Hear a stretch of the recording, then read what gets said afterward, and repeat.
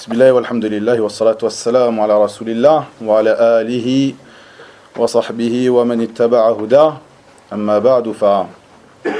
Aujourd'hui le 27 du mois de Dhul Qa'da de l'année 1443 après la hijra de notre prophète Muhammad sallallahu alayhi wa sallam, nous entamons le 21e cours, notre série de cours sur le commentaire des fondements de la Sunna de l'imam al-Mubaddal Ahmad ibn Muhammad ibn Hanbal al-Shaybani rahimahullah ta'ala. Le cours d'aujourd'hui traitera de l'obéissance aux autorités, l'obéissance au gouverneur. Il dit rahimahullah ta'ala dans le sens de ses paroles: écouter et obéir aux imams. Ici le terme imam désigne le gouverneur, celui qui gouverne les musulmans, et à l'émir des croyants, qu'il soit pieux ou pervers, qu'il ait accédé au califat par consentement des gens unis autour de lui, ou qu'il les ait vaincus par l'épée, jusqu'à ce qu'il soit devenu calife et appelé émir des croyants, prince des croyants. Ici, je vais me contenter de plusieurs sujets qui traitent de l'obéissance au gouverneur et de certains sujets secondaires qui touchent à ce sujet qui fait partie des fondements de la Sunna, comme vous allez le voir, qui est un sujet qui est évoqué dans l'ensemble des épîtres traitant des fondements de la Sunna, qui a été évoqué par l'ensemble de nos imams qui ont écrit sur ce sujet, qui est un sujet très important. Et je vous rappelle simplement que il y a à peu près 2 ans, on avait fait une série de cours ici dans cette mosquée sur les caractéristiques principales des gens de la Sunna et du groupe. Et j'avais traité de plusieurs sujets dans cette série que je vais évoquer ici, mais bien sûr, le cours, comme vous le savez, est une explication ou un commentaire du commentaire de Cheikh al-Allama Rabi' ibn Hadi de ce livre Usul al-Sunnah de l'imam Ahmed, rahimahullah. Donc je me contenterai des sujets qui ont été évoqués ici.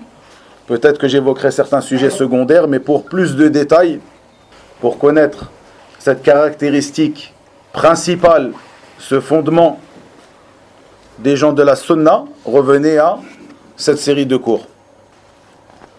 Ici, le Cheikh Rabi' Hafidahullah dit, dans le sens de ses paroles, en commentaire à cette parole de l'imam Ahmed, rahimahullah: écouter et obéir à l'émir des croyants, qu'il soit pieux ou pervers.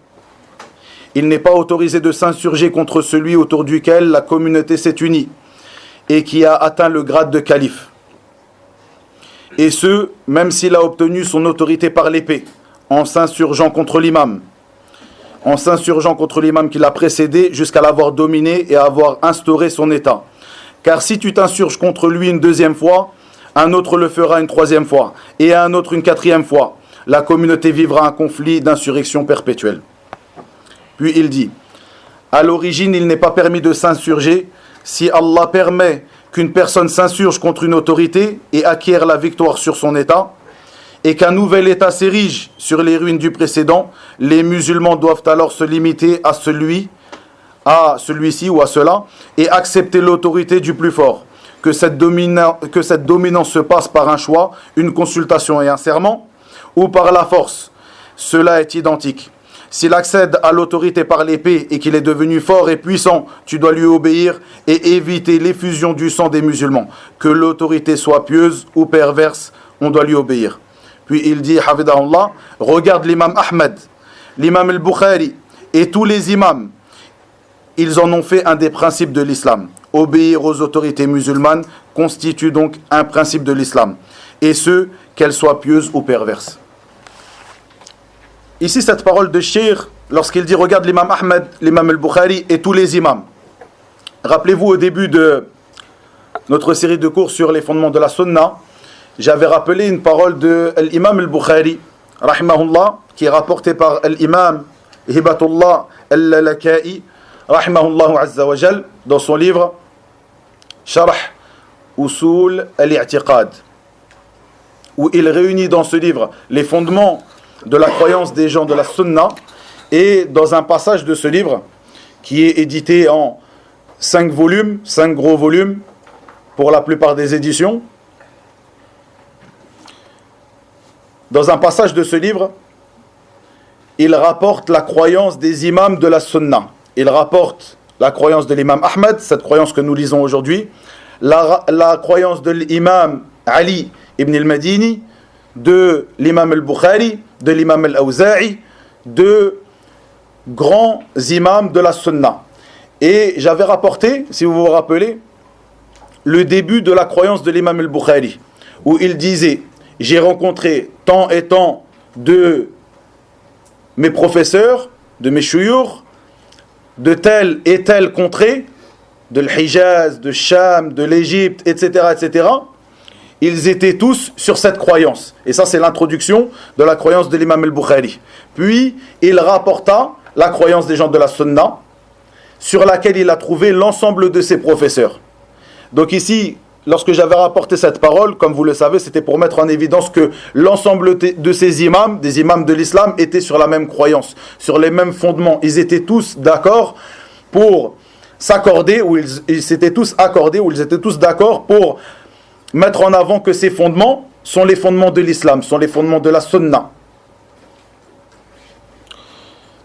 Et ici, l'imam Ahmed a rappelé ce fondement qui a été évoqué aussi par l'imam al-Bukhari dans ce traité, qui a été évoqué par nombre et nombre d'imams, et comme je l'ai dit, par l'ensemble des imams de la sunna qui ont écrit des épîtres traitant des fondements de l'islam, des fondements de la croyance du musulman.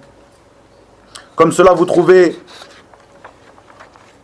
par exemple la parole de l'imam al-Tahawi, rahimahullah, qui était aussi un grand imam, des imams de la sunna, qui rapporte dans son traité, qui est appelé At-Tahawiyya, donc par rapport à lui-même, At-Tahawi, où il dit dans le sens de ses paroles, et bien sûr j'évoque cette parole de l'imam At-Tahawi car il est connu, son traité est connu, comme vous le savez, mais comme je l'ai dit, l'ensemble des imams ont traité de la même chose et ont rapporté les mêmes paroles dans leurs épîtres.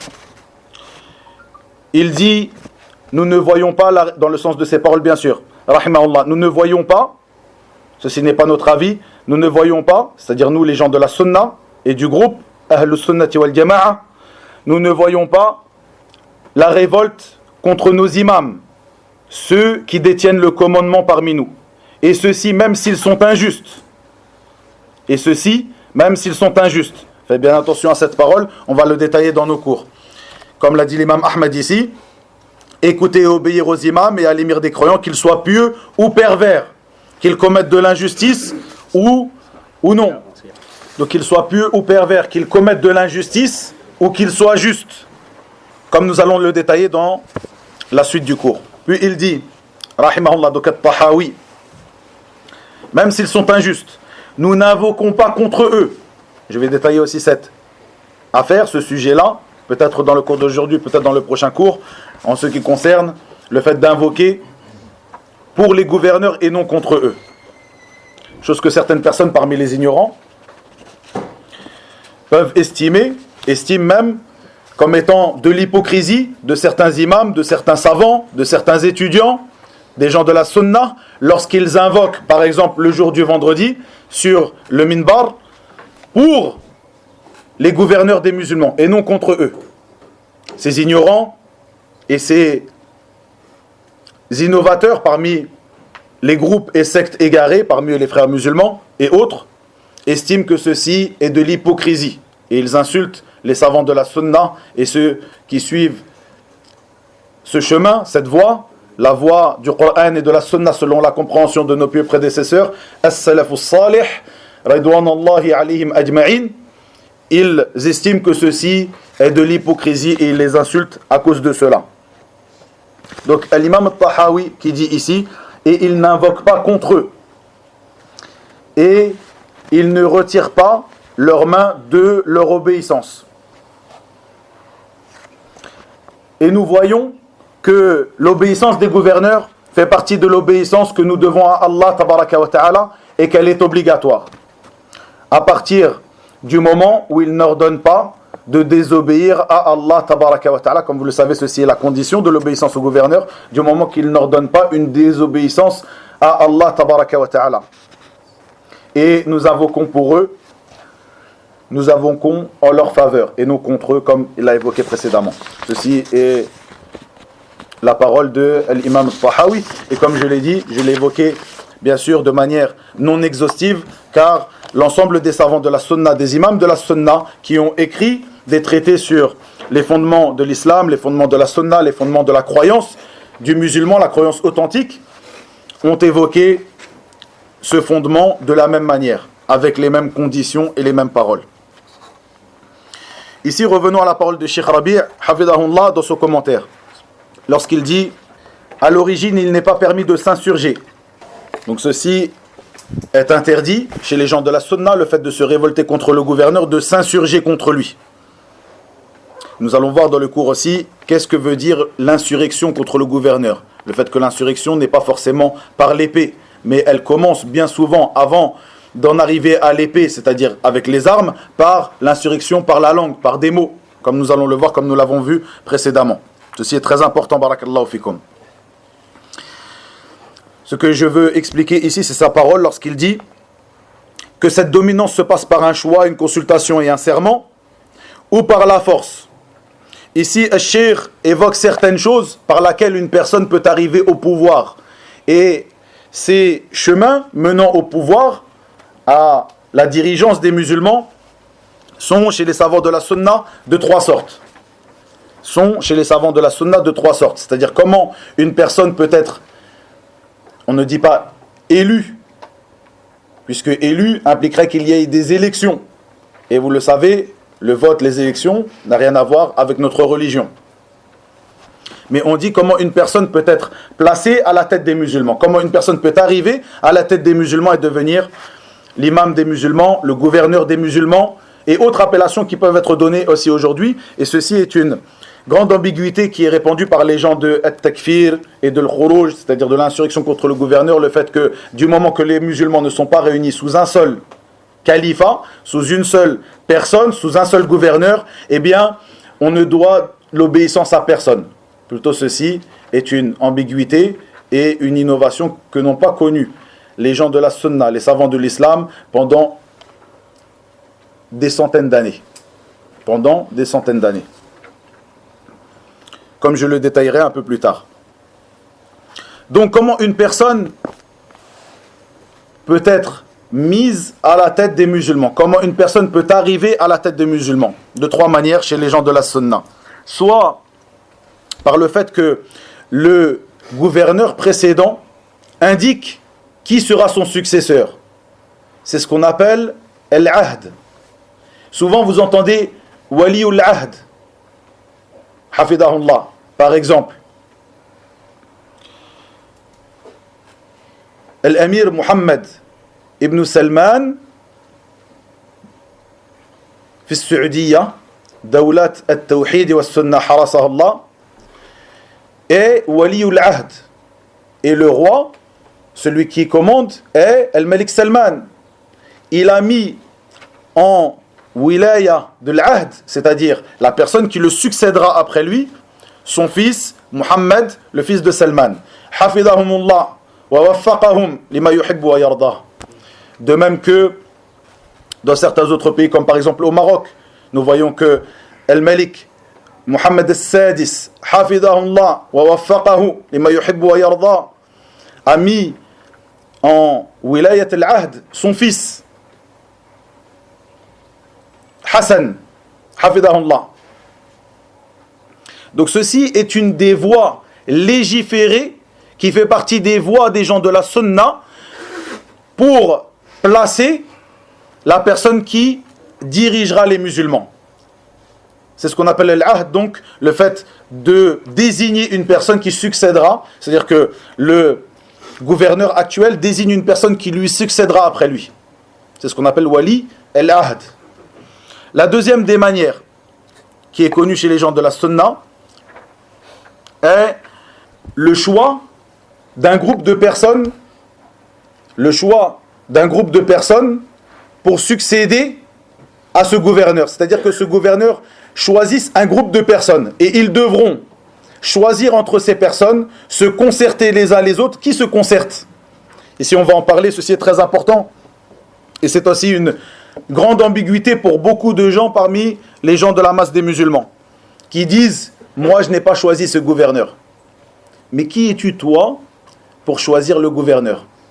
Est-ce que tu fais partie de l'une des personnes de cet édifice, qui est l'édifice des musulmans, qui sont comme l'a appelé notre prophète sallallahu alayhi wa sallam, les musulmans sont comme, ou les croyants sont comme un édifice. Est-ce que tu es une brique de cet édifice ou tu es quelqu'un qui est à côté de cet édifice? Loin de cela. Qui es-tu, toi, pour te permettre de dire « Je n'ai pas choisi cette personne, donc je ne lui obéis pas ». Plutôt, les musulmans, en tant qu'édifice, suivent les gens qui les dirigent, ceux qui sont à leur tête. Ici, on ne parle pas simplement du dirigeant qui est à leur tête, mais ceux qui font partie des gens qui ont le pouvoir. Quand on parle du pouvoir, on parle de la force, comme par exemple les généraux des armées, etc.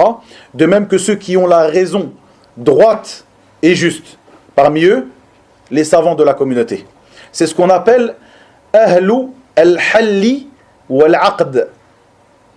« Ahlu al-halli wal-aqd », c'est-à-dire donc cette deuxième manière de placer un gouverneur ou qu'un gouverneur arrive au pouvoir par le choix de ces gens qu'on appelle ahlu al-halli wal-aqd, qui sont les gens qui ont la force, le pouvoir, parmi les généraux des armées, etc., ce pouvoir-là, de même ceux qui ont la raison juste et droite, qui sont les savants de la communauté.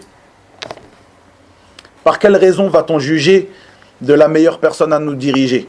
Par la raison de tout à chacun parmi les musulmans, du chanteur un tel qui dans ses chansons profère des obscénités et des insanités, qui fait partie des musulmans. C'est un pervers parmi les musulmans, mais il fait partie aussi de cet édifice. On ne dit pas que cette personne-là sort de l'islam parce qu'il commet telle et telle perversion, mais est-ce qu'on va juger de celui qui va nous diriger, prendre son avis à une personne qui en réalité n'a pas toute sa raison? Lorsque tu entends les obscénités et les insanités qu'il profère, ou de un tel parmi les acteurs qui jouent dans telle et telle série ou film, etc., ou un tel et un tel parmi les pervers, ou un tel et un tel parmi les gens qui, alhamdulillah, ne sont pas parmi les pervers, qui sont des personnes intègres, mais qui n'ont pas de science religieuse. Une personne parmi les musulmans qui est quelqu'un d'intègre, mais qui n'a pas de science religieuse parmi les gens de la masse. Est-ce que c'est cette personne-là que l'on va attendre pour nous indiquer qui sera la meilleure personne pour nous gouverner? Plutôt, les gens de la masse des musulmans, de cet édifice, suivent les gens qui les dirigent. Et lorsqu'on dit les gens qui les dirigent, ce sont ces personnes ahlul halli wal aqd, comme je viens de l'expliquer. Donc au moment où ces personnes-là, qui ont été désignées, donc c'est-à-dire que le gouverneur passé a désigné un groupe de personnes, et que ces gens qui sont à la tête des musulmans, ahlul halli wal aqd, se réunissent autour d'une personne et le désignent comme personne pour succéder parmi les gens que cette personne-là, cet ancien gouverneur avait désigné, eh bien cette personne-là devient le gouverneur des musulmans, et l'ensemble des musulmans, bien sûr comme on va le citer plus tard, à hauteur, donc ce que nous trouvons dans nos pays, les pays musulmans de nos jours et ce depuis des siècles, chacun gouverneur de son pays ou de sa contrée. Et ce sujet, je le traiterai dans le cours d'aujourd'hui ou le cours prochain, Inch'Allah ta'ala. Donc pour mettre à la place de gouverneur ce gouverneur. Car comme je l'ai dit, et je le redis, les élections, avec un vote, avec des partis politiques, etc., tout ça n'a rien à voir avec l'islam, tout ça ne fait pas partie de l'islam. Ni vote, ni élection, ni parti politique, le fait de mettre en place un parti, comme le font la secte des frères musulmans et autres, ceci n'a rien à voir avec l'islam. Plutôt, nous voyons que Allah tabaraka wa ta'ala nous a interdit de nous diviser en sectes et en factions. Plutôt, il nous a ordonné de nous réunir tous autour du câble d'Allah, wa'atasimu bihablillahi jami'an wa la tafarraqu, et cramponnez-vous tous ensemble au câble d'Allah, selon l'explication que donnent nos pieux prédécesseurs parmi les sahaba et ceux qui les ont suivis. Le câble d'Allah, c'est la ilaha illallah, kalimatut tawhid, c'est la sunna du prophète sallallahu alayhi wa sallam, c'est l'islam et autres que cela, parmi les explications qui sont toutes des explications qui sont bonnes à l'exégèse de ce terme, le câble d'Allah, que nous nous cramponnions tous autour de cela, que nous ne nous divisions point. Et le fait de construire, de mettre en place des groupes et des partis politiques, ceci rentre sans aucun doute dans la division en religion, puisque chacun d'entre eux fait ce groupe politique, ce parti politique pour arriver au pouvoir. Donc il y aura des dissensions entre eux, des divisions, etc. Tous pour arriver au trône, au pouvoir. Ceci n'a rien à voir avec notre religion et ceci n'est pas la voie des gens de la sunna sans condition. Barakallahu fikum. Donc, à quoi ceci nous fait penser cette deuxième méthode? Cette deuxième méthode, le fait que le gouverneur précédent désigne un groupe de personnes pour lui succéder et qu'après les gens qui sont ceux qui détiennent le pouvoir chez les musulmans se réunissent autour d'une de ces personnes et le désignent comme étant le successeur, celui qui gouvernera après le gouverneur précédent. À quoi ceci nous fait penser? Le cours hein? Ahsant, barakallahu fik. Ashabu shura, les gens de la consultation, qui ont été désignés par qui? Omar ibn al-Khattab radiyallahu anhu, si vous vous rappelez le cours précédent. Barakallahu fikum. La troisième manière, la troisième voie menant à la prise du pouvoir est une voie qui de base n'est pas légiférée. À sa base, ces deux voies-là, de base, elles sont légiférées. La troisième, comme le disent nos savants, est à la base non légiférée, mais si une personne arrive au pouvoir par cette voie, eh bien cette personne-là, nous lui devrons l'obéissance. De base, elle n'est pas légiférée. C'est-à-dire qu'on n'a pas le droit d'emprunter cette voie pour arriver au pouvoir. Ceci, d'après tous les hadiths que je vais évoquer dans le cours d'aujourd'hui, Inch'Allah ta'ala. Comme ceci va vous apparaître clairement. Mais, si une personne arrive au pouvoir de cette manière-là, nous lui devrons l'obéissance, comme ceci est un fondement de la sunna, comme vous l'avez entendu de la parole de l'imam Ahmed, rahimahullah ta'ala. Et cette voie est celle qui a été évoquée ici par Cheikh Rabi', hafidahullah, lorsqu'il dit le fait de s'insurger, c'est-à-dire qu'une personne arrive au pouvoir en ayant utilisé la force. Le fait de s'insurger contre le gouverneur, de base, est quelque chose qui est interdit. Mais si une personne en vient là et arrive au pouvoir de cette manière-là par la force, elle arrive au pouvoir par la force, et que les gens lui acceptent cette position qu'il a prise par la force, eh bien cette personne-là deviendra le gouverneur des musulmans et nous devrons lui obéir. Quelle est la preuve de cela? La preuve que cette méthode, l'insurrection contre le gouverneur, est interdite, parmi les preuves, tous ces hadiths que vous avez déjà entendus à de maintes et maintes reprises et que vous connaissez tous et que nous allons rappeler ici dans le cours d'aujourd'hui. L'interdiction de s'insurger contre le gouverneur. Mais quelle est la preuve que cette personne-là, si elle arrive au pouvoir par cette méthode qui n'est pas une méthode légiférée de base, nous lui devrons quand même l'obéissance.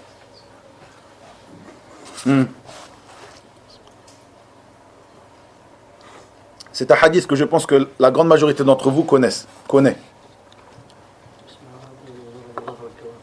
Là. Barakallahu fik Mohammed. Ça, on va le voir un peu plus tard. Mais là, on parle de la personne qui est déjà gouverneur. Écoute et obéis, même s'il te frappe le dos et prend ton argent. Là, on parle d'une personne qui est déjà gouverneur et qui est injuste. Donc on voit dans ce hadith qu'a cité votre frère Mohammed sallallahu alayhi wa sallam, l'obligation de par l'ordre du prophète Mohammed sallallahu alayhi wa sallam d'écouter et d'obéir et de ne pas s'insurger contre lui. Ceci même si le gouverneur est injuste, il te frappe le dos, il te prend ton argent. Ahsant, barakallahu fik. Le prophète Mohammed sallallahu alayhi wa sallam, il dit: écoutez et obéissez, et même si celui qui vous commande est un esclave abyssinien. Comment nous prenons ce hadith-là comme preuve? Car à la base, l'esclave abyssinien, cette personne-là, ne pourra pas arriver à cette place-là que de cette manière-là. Car le prophète sallallahu alayhi wa sallam a dit: Al-khilafatu fi Quraysh. À la base, le prophète sallallahu alayhi wa sallam a donné l'ordre que le gouvernorat se trouve chez les gens de Quraysh. Donc comment à son époque il nous dit aussi, il nous ordonne d'obéir et d'écouter, ceci même si celui qui arrive à votre tête sera un esclave abyssinien, alors qu'il donna l'ordre que la gouvernance reste dans Quraysh, la tribu de Quraysh. Donc cette personne-là, pour arriver à cette place-là, il a dû emprunter cette voie. Cette voie qui, dans de nombreux hadiths, comme on va le voir, est une voie qui est interdite à la base, mais que lorsqu'une personne arrive à cette place-là, eh bien, on lui devra l'obéissance. car dans le fait de lui désobéir et de se révolter contre lui, il y a un grand mal, comme l'a cité ici Cheikh Rabi', hafidahullah, lorsqu'il dit: et ce même s'il a obtenu son autorité par l'épée en s'insurgeant contre l'imam, qu'il a précédé jusqu'à l'avoir dominé et à avoir instauré son état. Car si tu t'insurges contre lui une deuxième fois, un autre le fera une troisième fois, et un autre une quatrième fois, la communauté vivra un conflit d'insurrection perpétuel. Et la meilleure des voies est la voie de Muhammad sallallahu alayhi wa sallam. Et les pires des voies et les plus mauvaises voies et les voies de l'égarement sont les voies de l'innovation religieuse, sans aucun doute. Puis Cheikh de dire, hafidahullah, dans le sens de ces paroles, les khawarij et les chiites, etc., s'accordent sur ce point, c'est-à-dire celui du cas où ils estiment que l'autorité doit être pieuse. Ici, Cheikh nous parle d'une partie de ces sectes qui ne sont pas sur la même voie que la voie des gens de la sunna concernant ce fondement. Et vous vous rappelez cette parole de certains parmi as-salaf que j'ai évoqué précédemment à de maintes reprises, la parole de Abu Qilaba rahimahullah, où il dit, quelqu'un se rappelle de sa parole, Ahlul bid'a ikhtalafu fil ism wajtama'u ala as-sayf, c'est-à-dire les gens de l'innovation sont différents dans leurs appellations, Ikhwan, Tabligh, Ahbash, kada wa kada wa kada, mais ils se sont réunis autour de l'épée. Nous voyons que l'ensemble des gens de l'innovation, chacun a sa manière d'expliquer ce fondement, mais nous voyons qu'ils se sont réunis autour de l'épée, c'est-à-dire autour de l'autorisation de s'insurger contre le gouverneur. Et les gens de la sunna, et ceci fait partie de leur ghurba, de leur étrangeté, qu'a évoqué notre prophète Muhammad sallallahu alayhi wa sallam, l'islam a commencé étrange et elle redeviendra étrange comme elle a commencé, fait donc la bonne annonce aux étrangers. Ceci fait partie de leur étrangeté. Au milieu de tous ces groupes et de toutes ces factions, les gens de la sunna sont les seuls à appeler à l'obéissance au gouverneur, même s'il est injuste, qu'il soit bon ou injuste. Le cheikh de dire les khawarij, les chiites, etc. s'accordent sur ce point. Sur quoi ils s'accordent? Sur celui du cas où ils estiment que l'autorité doit être pieuse. C'est-à-dire pour eux, pour ces gens-là, si l'autorité n'est pas pieuse, nous ne lui devons pas d'obéissance. Et ne s'accordent pas s'il s'agit d'Abu Bakr, c'est-à-dire la différence entre Al-Khawarij et Shia, c'est le fait de s'accorder sur l'autorité d'Abu Bakr et de Omar ou de Ali. D'après les chiites, les deux premiers, Abu Bakr et Omar, comme vous l'avez entendu dans les cours précédents, ne sont pas pieux, donc nous ne leur devons pas d'obéissance, plutôt ils ont renié Shia, Al-Rafida, ils ont renié la légitimité du gouvernorat de Abu Bakr et de Omar, et d'après les Khawarij, comme le dit Al-Sheikh ici, le dernier ne l'est pas, c'est-à-dire Ali. Ils ont renié la légitimité de son autorité, plutôt ils l'ont jugé de mécréants, comme les Shia ont jugé Abu Bakr et Omar de mécréants. Et au milieu de cela, sur la voie du juste milieu, les gens de la sunna, Ahlul sunnati wal jama'a, Ahlul hadith wal athar, As-Salafiyoun, comme il le dit Cheikh l'Islam ibn Taymiyyah, rahimahullah ta'ala, Ahlul sunna, a'rafu an-nasi bil haqq wa arhamu an-nasi bil khalq. C'est-à-dire, comme je l'ai évoqué, et j'en évoquerai d'autres ici, des règles qui sont des paroles de Cheikh l'Islam, ce grand savant Ahmed ibn Abd al-Halim, ibn Abd al-Salam, ibn Taymiyyah al-Harrani, rahimahullah ta'ala, qui sont des paroles de cet imam, qui est appelé Cheikh l'Islam, et qui sont devenues chez les gens de la sunna comme des règles, des paroles courtes qui soutiennent de grands sens. Donc cette parole où il dit les gens de la sunna, ahlus sunna, naqawatun nas, ce sont les meilleurs des gens les plus purs, et ils sont ceux qui sont les plus savants de la vérité, les plus connaisseurs de la vérité, et les plus miséricordieux envers al-khalq, envers les gens, envers les créatures. Nous le voyons dans ce fondement. Tous ces autres partis et sectes qui appellent à s'insurger contre le gouverneur avec tout ce qui tout ce qui vient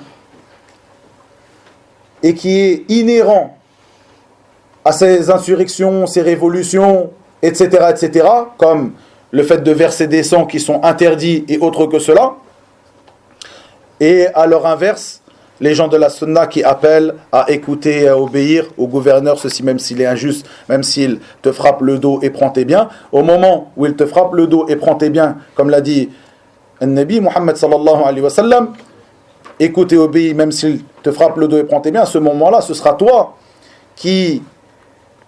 sur toi que pèsera la nuisance. Mais au moment où toi et autres que toi s'insurgeront contre le gouverneur, la nuisance pèsera sur l'ensemble de la communauté. Et j'évoquerai d'autres règles évoquées ici par les gens de la sunna concernant cela dans le cours. Donc, ici, nous disons que les gens de la sunna, encore une fois, sont les gens du juste milieu, au milieu de Khawarij et de Shia, et autres que parmi les sectes et les groupes égarés. Il dit donc, Cheikh Hafidahullah, et d'après les Khawarij, le dernier ne l'est pas, donc Ali, radiyallahu anhu, car il le juge de mécréant. Mais d'une manière générale, il ne s'oppose pas à propos des critères relatifs à la piété. C'est-à-dire que l'ensemble d'entre eux jugent que l'imam doit être pieux pour être imam. Sinon, il n'est pas imam. On ne lui doit pas d'obéissance. Il s'oppose plutôt en ce qui concerne le pervers. Nous voyons que les chiites, parmi les bases, les fondements de leur croyance, l'obligation, c'est-à-dire que le fait de prendre un imam, que les musulmans ont un gouverneur, un imam, quelqu'un qui est à leur tête, ceci est une obligation religieuse. Ceci est une obligation religieuse chez les gens de la sunna. Mais les chiites, les Shia, ils voient que ceci fait même partie des fondements de la religion. C'est-à-dire qu'il n'y a pas de religion si il n'y a pas d'imama. Et après cela, comme on l'a évoqué à de maintes reprises par le passé, à partir de cela, ils voient que l'imam, pour être imam, bien sûr ici on parle de l'imama qui est le gouvernorat, le gouverneur des musulmans, pour être gouverneur des musulmans, il se doit d'être irréprochable. Irréprochable. Et c'est pour cela qu'il lui attribue des attributs que l'on attribue qu'à Allah tabaraka wa ta'ala. Le fait de savoir l'invisible, de connaître le futur, etc., etc. Et à partir de là, il lui voue des adorations qui, sans aucun doute, comme l'ensemble des adorations ne doivent être vouées qu'à Allah tabaraka wa ta'ala. Puis il dit, Hafidahullah, concernant le calife injuste et pervers, le calife ici donc le gouverneur, injuste et pervers, tant que ce dernier ne sort pas du cercle de l'islam, il n'est pas permis de s'insurger contre lui, quelles que soient les conditions. Quelles que soient les conditions. Et ceci, nous le voyons dans la parole d'Allah tabaraka wa ta'ala. Ô vous qui avez cru, obéissez à Allah, dans le sens de ces paroles, Azza wa Jal. Ô vous qui avez cru, obéissez à Allah et aux messagers, puis à ceux qui ont détenu le commandement parmi vous. Il dit ensuite, Hafidahullah, de nombreux hadiths ont été rapportés à ce sujet, parmi lesquels, dans la traduction approximative des paroles de notre prophète Muhammad sallallahu alayhi wa sallam. Écoutez bien, ici, le cheikh va citer plusieurs hadiths qui nous montrent l'obligation d'obéir au gouverneur, le gouverneur des musulmans, qu'il soit juste ou injuste, qu'il soit bon ou pervers. Il dit, sallallahu alayhi wa sallam, dans le sens, nous avons prêté serment au messager d'Allah, sallallahu alayhi wa sallam. Donc, les sahaba, ils disent, nous avons prêté serment au messager d'Allah, sallallahu alayhi wa sallam, d'écouter et d'obéir dans la difficulté et dans la facilité, dans ce que nous aimons comme dans ce que nous détestons, que cela soit au détriment de nos propres âmes et que nous ne discutions pas l'autorité tant que nous ne constatons pas de la mécréance avérée. Le hadith est clair, ce hadith se trouve dans le sahih de l'imam Muslim, comme les autres hadiths que je vais citer ici. Les hadiths qui traitent de l'obéissance au gouverneur, qu'il soit juste ou injuste, font partie des hadiths qui ont le plus haut degré d'authenticité, car pour plusieurs d'entre eux se trouvent dans les deux recueils authentiques, le recueil de l'imam al-Bukhari comme celui de l'imam Muslim, ou dans l'un des deux. Puis il dit, Hafidahullah, Cheikh Rabi', il dit, il n'est donc pas permis de s'insurger contre une autorité, quel que soit son degré de perversion, tant que nous ne constatons pas une mécréance avérée, comme l'a dit le prophète sallallahu alayhi wa sallam. Ceci est la parole du prophète sallallahu alayhi wa sallam. Soit tu fais partie de ce groupe de Al-Khawarij, At-Takfiriyoun, qui rendent mécréant le musulman pour un grand péché qu'il aurait commis, comme vous l'avez su dans les cours précédents, comme parmi ces cours, ceux qui traitent de al-shafa'a, de l'intercession du prophète sallallahu alayhi wa sallam, et autre que cela parmi ce que nous avons évoqué précédemment, soit tu sais et tu es convaincu par cette voie, la voie des gens de la sunna, qui est que le musulman ne sort pas de l'islam par des grands péchés qu'il aurait œuvrés, ou alors tu fais partie de at-takfiriyoun qui rendent mécréant la personne qui aura commis un grand péché. Choisis la voie. Bien sûr, quand je dis choisis ta voie, je ne te donne pas le choix. Tu te dois de suivre la voie du Coran, de la Sunna, selon la compréhension des pieux prédécesseurs. Ici, simplement, fais un retour sur toi-même. Soit tu es sur cette voie, soit tu es sur celle-là. Le chemin de vérité, la voie droite, est unique. Par contre, les voies de l'égarement sont nombreuses. Les voies de l'égarement sont nombreuses, pardon. Comme dans ce hadith, rapporté par Abdullah ibn Mas'ud, radiyallahu anhu, où le prophète sallallahu alayhi wa sallam a tracé un trait dans le sol, un trait droit dans le sol, et a tracé à ses extrémités, à gauche et à droite, donc de nombreux traits. Et il a dit à ce moment-là, sallallahu alayhi wa sallam, dans le sens de ses paroles, ceci est le chemin d'Allah. Ceci est le chemin d'Allah. Ce trait qui est droit au milieu. Le chemin d'Allah. Et ces chemins sont les chemins de l'égarement. Et à la tête de chacun de ces chemins, un shaitan qui y appelle. Un diable qui y appelle, parmi les diables, parmi les djinns et les hommes qui appellent à ces chemins. Il dit donc, hafidahullah, d'après le hadith d'Umm Salama, radiyallahu anha, le prophète sallallahu alayhi wa sallam a dit, dans le sens de ses paroles, certes vous serez dirigés par des chefs, des gouverneurs, vous verrez en eux de bonnes et de mauvaises choses. Celui qui réprimandera en aura le salut, celui qui détestera en sera innocent, mais il s'agit de celui qui en sera satisfait et les suivra. C'est-à-dire que le péché sera sur celui qui sera satisfait de ces mauvaises choses et suivra ces mauvaises choses. Mais celui qui les réprimandera, et vous le verrez dans les hadiths qui vont suivre, que la réprimande contre le gouverneur ne se fait pas par la main, ni par la parole, mais plutôt elle se fait par le cœur. Si elle se fait par la parole, elle se fait de la manière légiférée que nous allons évoquer ici et que nous avons déjà évoqué précédemment, dans la manière de conseiller le gouverneur. Mais quand je dis qu'elle ne se fait pas par la parole, elle ne se fait pas en réprouvant du haut du minbar, Yom al-Jumu'ah, ou lors des cours de sciences, ou dans les journaux, ou sur les réseaux sociaux, et autres que cela, parmi ces voies qu'empruntent les gens de l'innovation, pour appeler à la révolte contre le gouverneur. Regardez ce que le gouverneur a fait, regardez, il faut se révolter contre lui. Ça ne fait pas partie des chemins qu'empruntent les gens de la sunna. Plutôt, lorsqu'ils réprouvent le gouverneur par la parole, ils le font en secret, comme nous allons l'étudier, comme nous l'avons déjà étudié précédemment, en secret, en le conseillant de la bonne manière. Donc ici, Nabi sallallahu alayhi wa sallam dit, dans le sens de ces paroles, vous verrez en eux de bonnes et de mauvaises choses. Vous verrez dans vos gouverneurs de bonnes et de mauvaises choses. Celui qui réprimandera en aura le salut. Celui qui détestera, dans son cœur, en sera innocent de ces mauvaises choses. Mais, c'est-à-dire, le péché sera sur celui qui en sera satisfait et les suivra. On lui dit alors, n'allons-nous pas les combattre aux messagers d'Allah? Il répondit, sallallahu alayhi wa sallam, dans le sens, non, tant qu'ils accomplissent la prière. Non, tant qu'ils accomplissent la prière. Cher de dire, de commenter en disant, alors tant qu'ils accomplissent la prière, il n'est pas permis de s'insurger contre eux. Comment le faire si l'autorité, le gouverneur, l'autorité, accomplit la prière, le jeûne, donne la zakat, effectue le pèlerinage, comme ceci est le cas des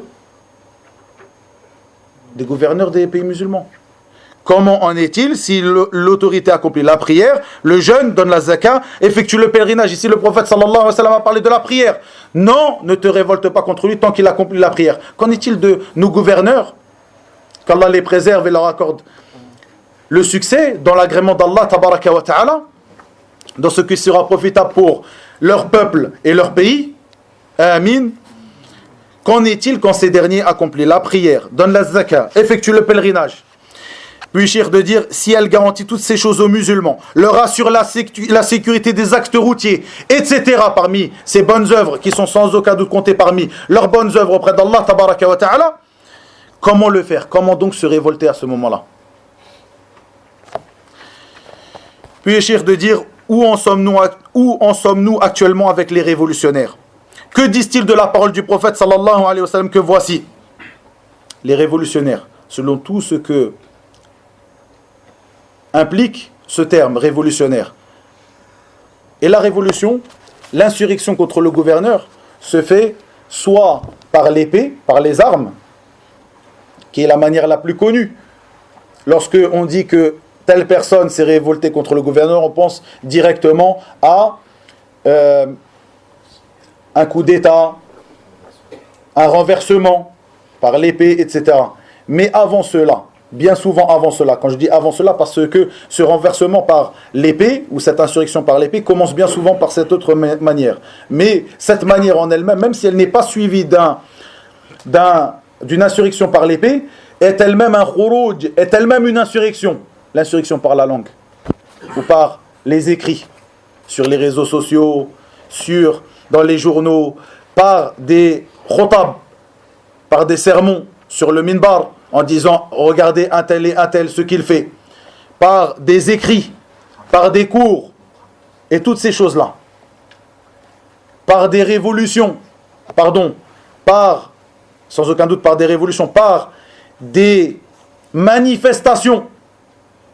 Les manifestations, ça constitue une insurrection contre le gouverneur. Le gouverneur n'accepte pas cela. Et même s'il l'acceptait, cette manière-là n'est pas une manière des gens de la sunna de faire valoir leurs droits.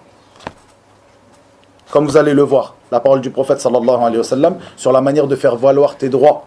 Il l'a dit clairement, sallallahu alayhi wa sallam. Soit tu crois en la véracité de ce prophète, Muhammad ibn Abdillah, sallallahu alayhi wa sallam, ou soit tu n'y crois pas. Ou soit tu y crois mais tu n'y prêtes pas attention. Wal'iyadhu billah. Par ces grèves, ces manifestations, et même si ces manifestations sont pacifiques comme ils le disent, même si ces manifestations sont pacifiques.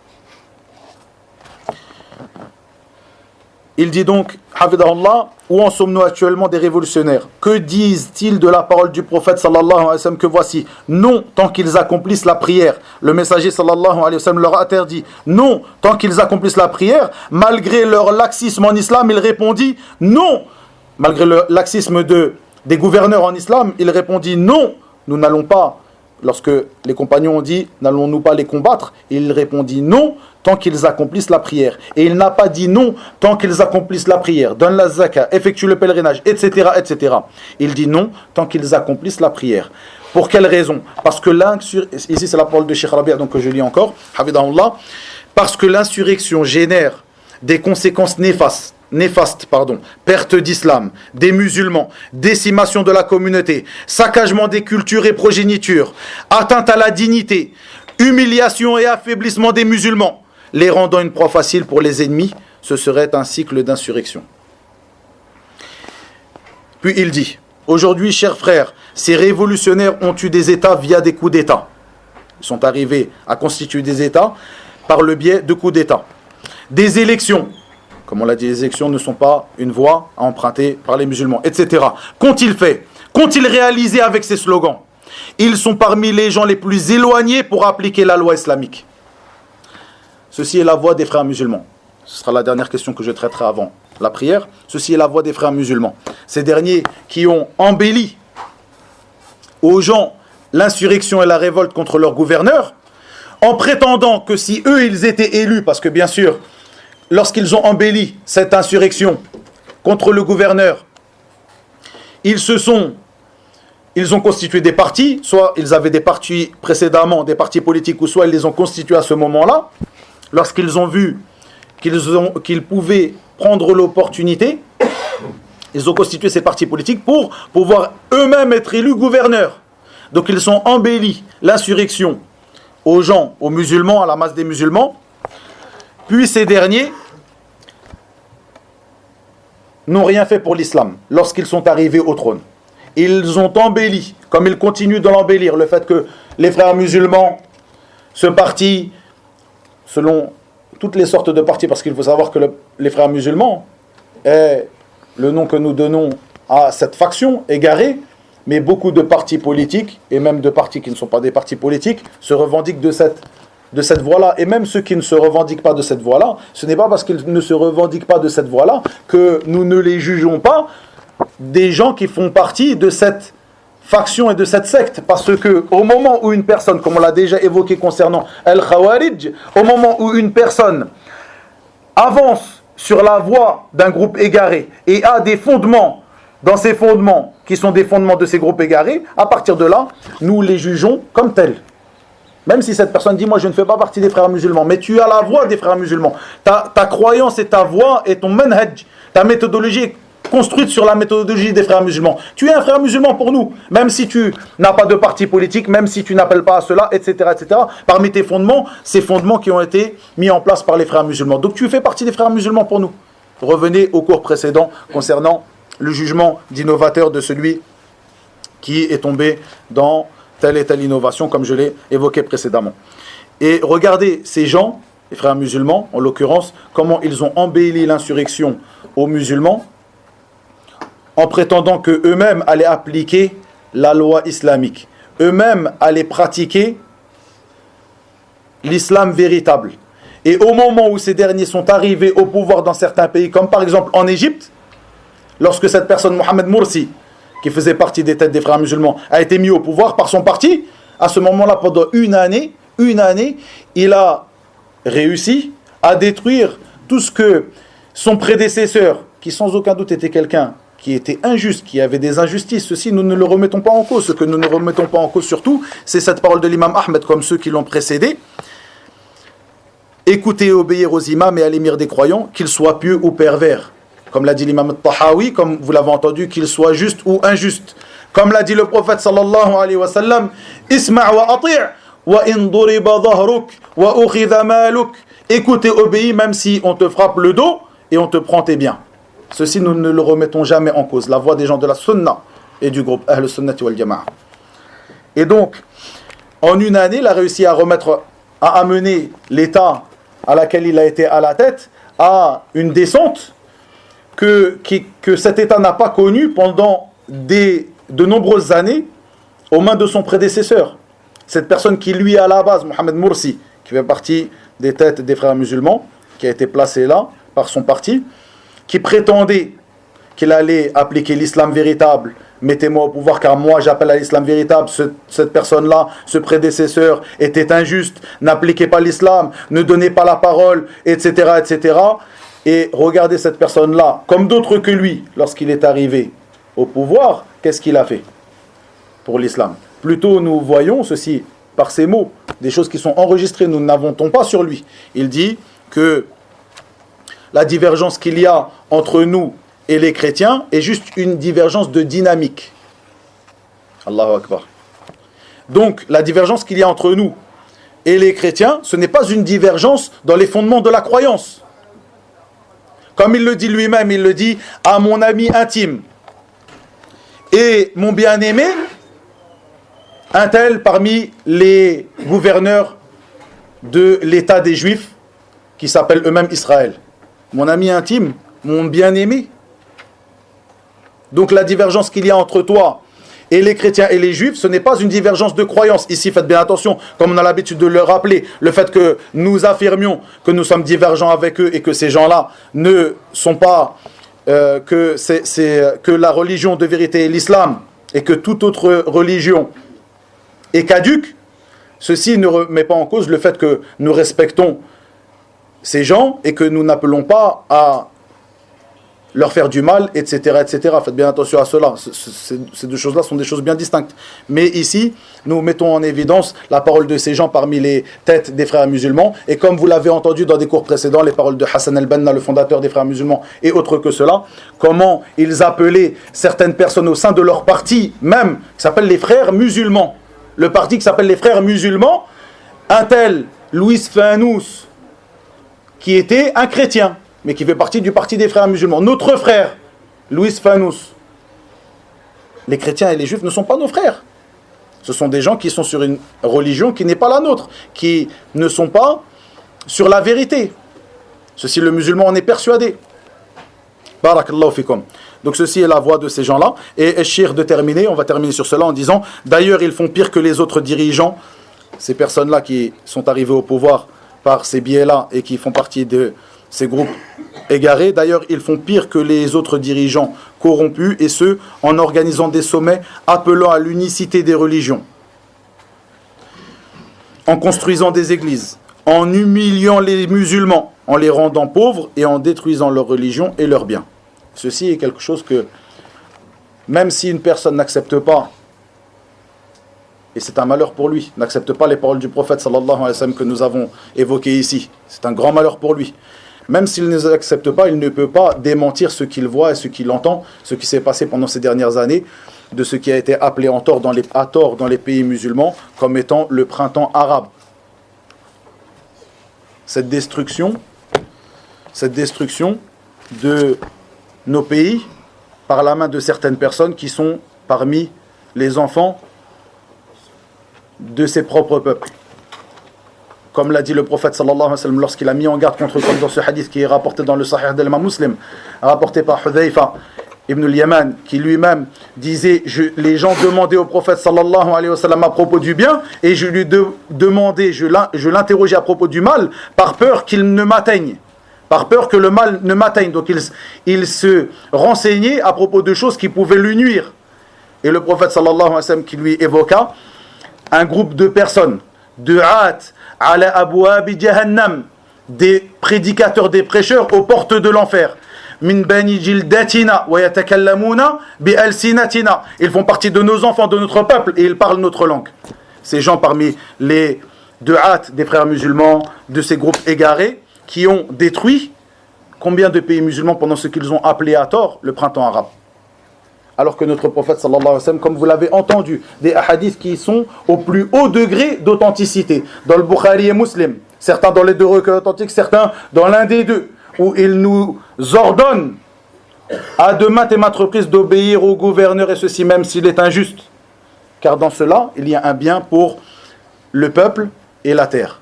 Wa ilahuna wa billahi tawfiq wa sallallahu wa sallam wa baraka ala nabiyyina Muhammad walhamdulillahi rabbil alamin.